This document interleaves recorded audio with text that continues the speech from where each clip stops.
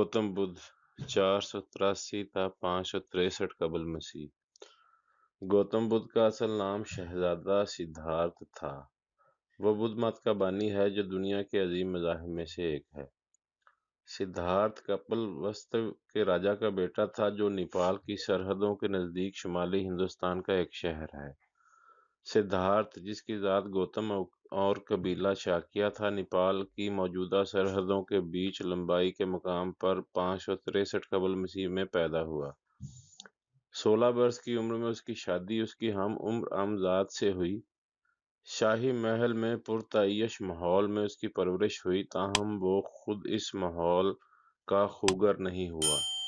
وہ بے قل رہتا تھا۔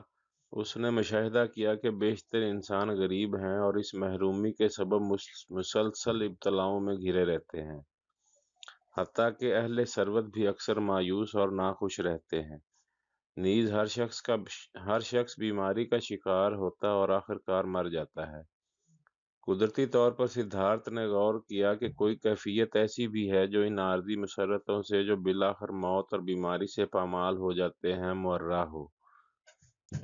29 برس کی عمر میں جب اس کے بچے کی پیدائش ہوئی، گوتم نے فیصلہ کیا کہ وہ اپنی موجودہ زندگی سے کنارہ کشی اختیار کر لے اور خود کو سچ کی تلاش کے لیے وقف کر دے۔ وہ محل سے روانہ ہو گیا۔ اس نے اپنی بیوی، اپنے نومولود بچے اور تمام دنیاوی آسائشوں کو ترک کر دیا۔ وہ ایک مفلس یوگی بن گیا۔ کچھ عرصہ اس نے اس دور کے مشہور یوگی علماء سے حصول علم کیا۔ ان کے افکار کی مکمل آگہی حاصل ہو جانے کے بعد اس نے انسان کے غیر اطمینان بخش مسائل کے اپنے حل وضع کیے۔ یہ خیال عام ہے کہ انتہا درجہ کا ذہن سچ کے راستہ کو ہموار کرتا ہے۔ گوتم نے خود بھی ایک سنیاسی بننے کی کوشش کی۔ کئی سال وہ مسلسل فاقہ کشی اور خود اذیتی کے مراحل سے گزرا۔ پایان کار اسے ادراک ہوا کہ جسم کو اذیت دینے سے ذہن میں ابہام پیدا ہوتا ہے، اسی لیے یہ ریاضت اسے سچ کی قربت نہ دے سکی۔ چنانچہ اس نے پھر سے باقاعدہ خوراک لینی شروع کی اور فاقہ کشی کو ترک کر دیا۔ خلوت میں اس نے انسانی موجودگی کے مسائل پر استغراق کیا۔ آخر ایک شام جب وہ ایک عظیم الجثہ انجیر کے درخت تلے بیٹھا تھا، اسے اس چیستان کے سبھی ٹکڑے باہم یکجا ہوتے محسوس ہوئے۔ سدھارتھ نے تمام رات تفکر میں بتائی۔ صبح ہوئی تو اسے منکشف ہوا کہ اس نے حل پا لیا ہے، اور وہ یہ کہ اب وہ بدھ بن گیا تھا، جس کے معنی ایک اہل بصیرت کے ہیں۔ تب اس کی عمر 35 برس تھی۔ زندگی کے باقی 45 برس اس نے شمالی ہندوستان میں سفر کرنے میں گزارے۔ وہ ان لوگوں کے سامنے اپنے خیالات کا پرچار کرتا تھا جو اسے سننے آتے تھے۔ 483 قبل مسیح میں اپنی وفات کے سال تک وہ اپنے ہزاروں پیروکار بنا چکا تھا۔ ہر چند کے اس کے افکار تب نہیں لکھے گئے تھے۔ اس کے چیلوں نے اس کا حرف یاد رکھا۔ یہ حروف نسل در نسل زبانی طور پر ہی سینہ بسینہ منتقل ہوتے رہے۔ بدھ کی بنیادی تعلیمات کو بدھوں کے الفاظ میں 4 اعلیٰ سچائیاں کے عنوان سے سمیٹا جا سکتا ہے۔ اول، انسانی زندگی اپنی جبلی حیثیت میں دکھوں کا مسکن ہے۔ دوم، اس ناخوشی کا سبب انسانی خود غرضی اور خواہش ہے۔ سوم، اس انفرادی خود غرضی اور خواہش کو ختم کیا جا سکتا ہے اور ایسی کیفیت پیدا کی جا سکتی ہے جس میں خواہشات اور آرزویں فنا ہو جاتی ہیں۔ اسے اصطلاحاً نروان کہا جاتا ہے۔ اس کے لغوی معنی پھٹ پڑنے یا تنسیخ کرنے کے ہیں۔ چہارم، اس خود غرضی اور خواہش سے فرار کا ذریعہ 8 راست راہیں ہیں، یعنی راست نقطہ نظر، راست سوچ، راست گوئی، راست بازی، راست طرز بود و باش، راست سعی، راست ذہن اور راست تفکر۔ اور یہ بات بھی ہے کہ بدھ مت ہر کسی کے لیے اپنی آغوش وا کیے ہوئے ہے۔ نہ نسل کا مسئلہ ہے اور نہ ہندوؤں کے برعکس یہاں ذات برادری ہی کچھ اہمیت رکھتی ہے۔ گوتم کی وفات کے بعد ایک عرصہ تک یہ نیا مذہب ذرا سست رفتاری سے پھیلا۔ 3 صدی قبل مسیح میں عظیم ہندوستانی شہنشاہ اشوک نے بدھ مت اختیار کیا۔ اس کی پشت پناہی سے ہندوستان بھر میں بدھ مت کے اثرات تیزی سے پھیلے۔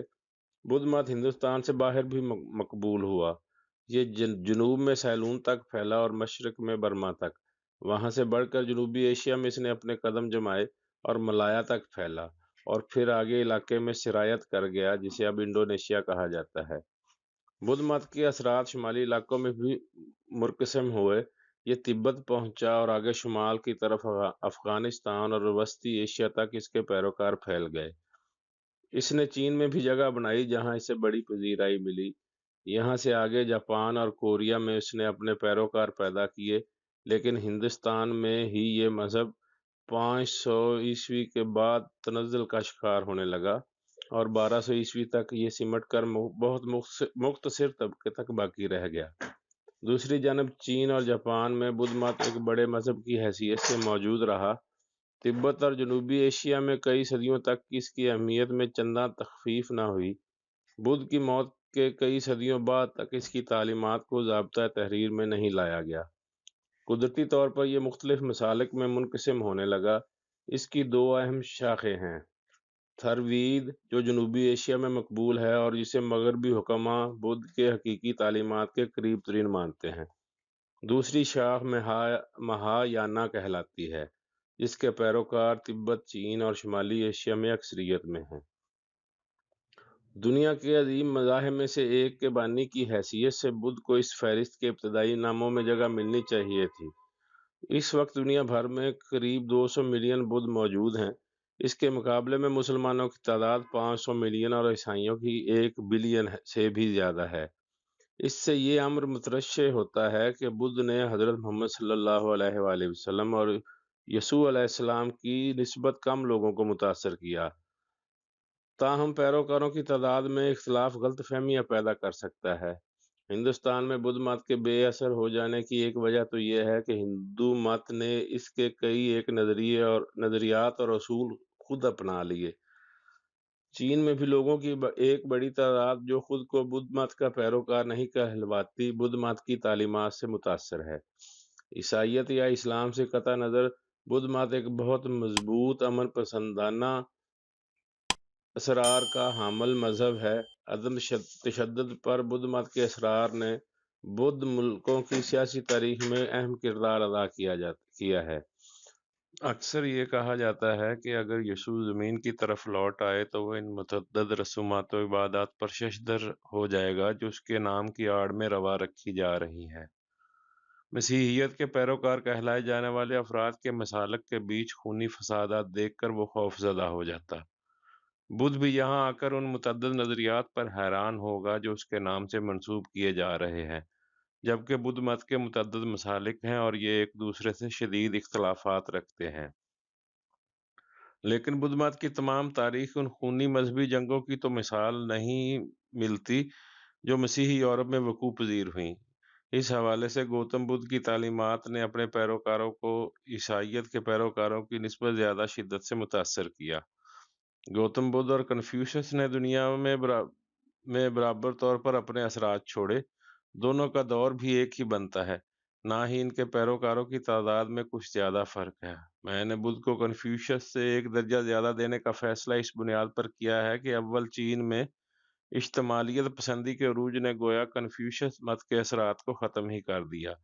دوم، کنفیوشس مت کے چین سے باہر تیزی سے نہ پھیل سکنے کی تاریخی حقیقت کی بنیاد پر ہم یہ اندازہ لگا سکتے ہیں کہ اس نے پہلے سے موجود چینی عوام کے رویوں پر کس قدر کمزور اثرات مرتب کیے۔ دوسری طرف بدھ کی تعلیمات کسی بھی لحاظ سے سابقہ ہندوستانی فلسفہ کا اعادہ نہیں تھیں۔ گوتم بدھ کے تصورات کی گہرائی کے سبب ہی بدھ مت ہندوستانی حدود سے باہر تک پھیلا اور اس کے فلسفہ نے قبول خاص و عام کی سند حاصل کی۔